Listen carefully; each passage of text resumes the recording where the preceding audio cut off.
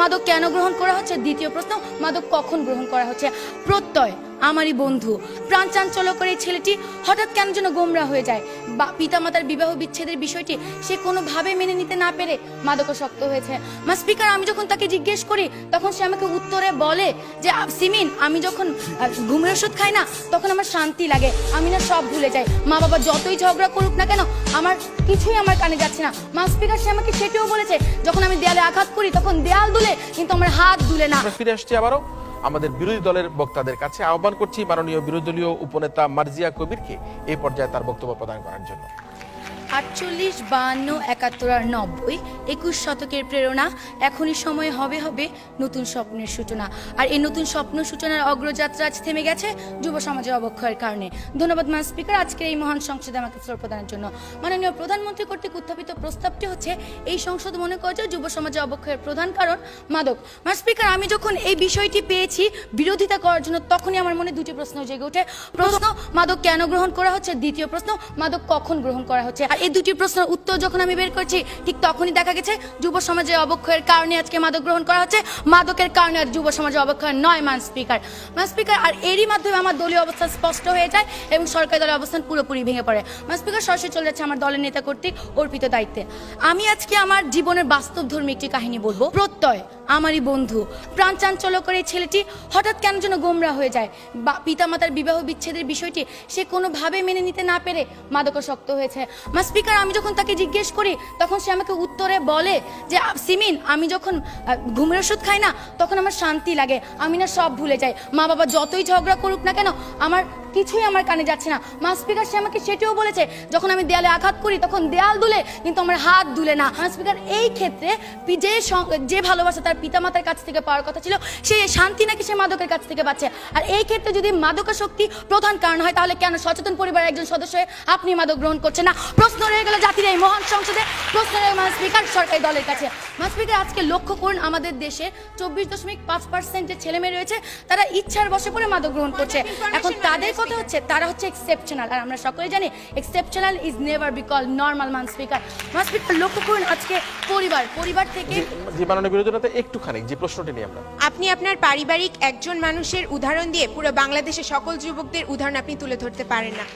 মান স্পিকার, আপনি একজন মানুষের মাদকাসক্তের কারণ নিয়ে পুরো বাংলাদেশের প্রত্যেকটি যুব সমাজের অবক্ষয়ের জন্য মাদকাসক্তি মাননীয় স্পিকার, কোথায় একজনের মাদকাসক্তি নিয়ে আমরা কোথায় উদাহরণ তুলে ধরেছি?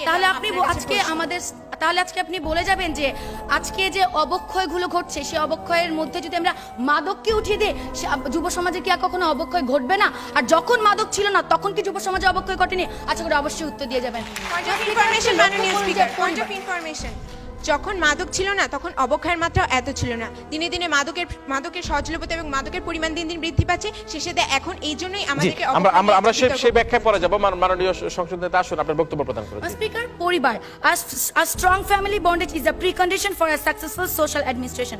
পরিবার থেকে একটি সন্তান সামাজিক নৈতিক মূল্যবোধ শিখে, কিন্তু আজকে এই সন্তানরা পরিবার থেকে সেই সামাজিক নৈতিক মূল্যবোধ শিক্ষা পাচ্ছে কি? স্পিকার, প্রশ্ন রয়ে গেল সরকারি দলের কাছে। স্পিকার, আজকে ঐশী হচ্ছে বর্তমানে আলোচিত একটি নাম, কিন্তু ঐশীর নৈতিক অবক্ষয় কখন ঘটেছে? যখন সে দেখেছে তার পিতা অবৈধ উপায়ে অর্থ উপার্জন করছে, ঠিক তখন ঘটেছে যখন দেখেছে তার পিতামাতা তারই ব্যাপারে অসচেতন। আর সেই নৈতিক অবক্ষয় তাকে ঠেলে নিয়ে গেছে মাদকের কাছে, মাদক তাকে সেই নৈতিক অবক্ষয়ের দিকে ঠেলে নেয়নি। স্পিকার, আজকে লক্ষ্য করুন যে আজকে শিক্ষাই জাতির মেরুদণ্ড। আর কতটুকু নৈতিকতার বিসর্জন দিলে আজকে আমাদের বাংলাদেশের সর্বোচ্চ বিদ্যাপীঠ ঢাকা ইউনিভার্সিটির কয়েকটি প্রাঙ্গণ আজ পরিণত হয়েছে গাধার রাস্তায়।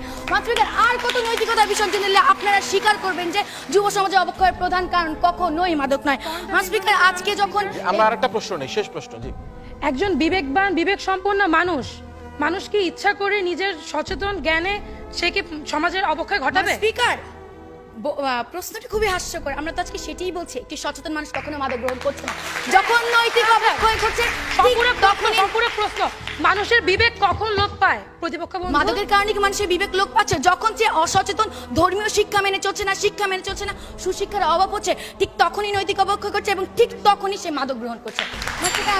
অনেক পরিবারে আজকে লক্ষ্য করুন যে অর্ডার প্লিজ। স্পিকার আর কতটুকু নৈতিকতার বিসর্জন দিলে তারা এটি স্বীকার করবেন যে যুব সমাজে অবক্ষয়ের পিছনে কখনোই মাদক প্রধান কারণ না স্পিকার।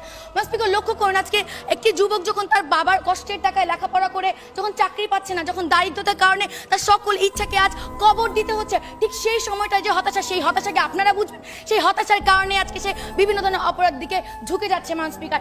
আর অপরাধ কতটুকু মাদক নিয়ন্ত্রণ করছে আজকে আমার সেটি সরকারি দলের কাছে প্রশ্ন মান স্পিকার। মান স্পিকার লক্ষ্য করুন, আজকে আমরা যে ধর্ম আমাদেরকে শান্তি দিক শিখাবে, ধর্ম শান্তির প্রতীক, কিন্তু আজকে যে ধর্মের নামে আমরা এই যুব সমাজ মৌলবাদ জঙ্গিবাদ ছড়াচ্ছে, সেইটুকুর কারণে যে অবক্ষয় ঘটছে তা কিভাবে মাদক নিয়ন্ত্রণ করবে মান স্পিকার? আর প্রশ্ন রয়ে গেল সরকারি দলের কাছে মান স্পিকার, এগুলোর মাধ্যমে আজকে আপনারা কিভাবে বলছেন যে যুব সমাজে অবক্ষয়ের প্রধান কারণ হচ্ছে মাদক? মান স্পিকার, আজকে আমি বিভিন্ন ধরনের কারণের মাধ্যমে এটি স্পষ্ট করে দিয়ে গেলাম যে যুব সমাজে অবক্ষয়ের প্রধান কারণ কখনোই মাদক নয়। আমার দলের সাংসদের এসে আরো স্পষ্ট কারণ দেখিয়ে যাবেন। মান স্পিকার, আজকে যদি তারা এটি প্রমাণ করতে চাইতো যে যুব সমাজে অবক্ষয়ের প্রধান কারণ, তাহলে তাদের এটিও প্রমাণ করার কথা ছিল যে আমরা যে আমাদের দলের নেতা এবং আমি যে ক্ষেত্রগুলো দেখে গেছি, সেই ক্ষেত্রগুলো যুব সমাজের অবক্ষয়ের পিছনে কখনোই প্রধান কারণ হিসেবে দায়ী নয় মান স্পিকার। কিন্তু তারা সেটি দেখাতে ব্যর্থ হয়েছেন। আশা করি সাংসদ এসে সেটি দেখিয়ে যাবেন। যদি সেটি দেখাতে না পারেন, তাহলে আজকের এই মঞ্চের প্রত্যেকটি মানুষ মানতে বাধ্য, যুব সমাজের অবক্ষয়ের পিছনের প্রধান কারণ কখনোই মাদক নয়। আজকে নৈতিক অবক্ষয়ের কারণে, পারিবারিক অসচেতনতার কারণে অবক্ষয় ঘটছে এবং সেই অবক্ষয় তাকে নিয়ে যাচ্ছে মাদকের দিকে। স্পিকার, আজকে তাদের কথা শুনে মনে হচ্ছে যে তাদেরকে যদি কেউ ইট ছুঁড়ে মারে, তারা তাদের বিপরীতে ফুল ছুঁড়ে মারবে, কিন্তু সেই ফুলের সাথে যে টপটি থাকবে সেটি তারা আজকে অস্বীকার করে যাচ্ছে। স্পিকার, আজকে তারা তিনজন চোখ বন্ধ করে রাখতে পারে, কিন্তু এই 16 কোটি বাঙালির সাথে আপনার চোখটিও খোলা আছে মান স্পিকার। আপনি দেখতে পারবেন যে আসল সত্যিটা কি। তাই আজকে আমরা যুব সমাজের অবক্ষয় রোধ করতে চাই মান স্পিকার। তাই আজকে আপনার কাছে বিনীত আবেদন, এই সংসদে যাতে এই প্রস্তাবটি গৃহীত না হয় এবং যুব সমাজের অবক্ষয় রোধ করতে আপনি আমাদের সাথে এগিয়ে আসেন। ধন্যবাদ মান স্পিকার, ধন্যবাদ সবাইকে। ধন্যবাদ মার্জিয়া কবিরকে। একটা ছোট্ট উদাহরণ দিয়ে যে পিতা মাতার যে বৈবাহিক বিচ্ছেদ কি কারণে একটা সন্তানের জন্য একটা করুণ পরিণতি নিয়ে আসতে পারে, সেই উদাহরণ দেওয়ার চেষ্টা করেছে। এবং ঐশীর যে অবক্ষয়ের কারণটা আজকে মা বাবাকেই খানিকটা দায়ী করে সে তার বক্তব্য উপস্থাপন করার চেষ্টা করেছে যে এই তরুণ সমাজকে ফিরিয়ে আনতে হবে, আমাদের মাদক মুক্ত সমাজ তৈরি করতে হবে এবং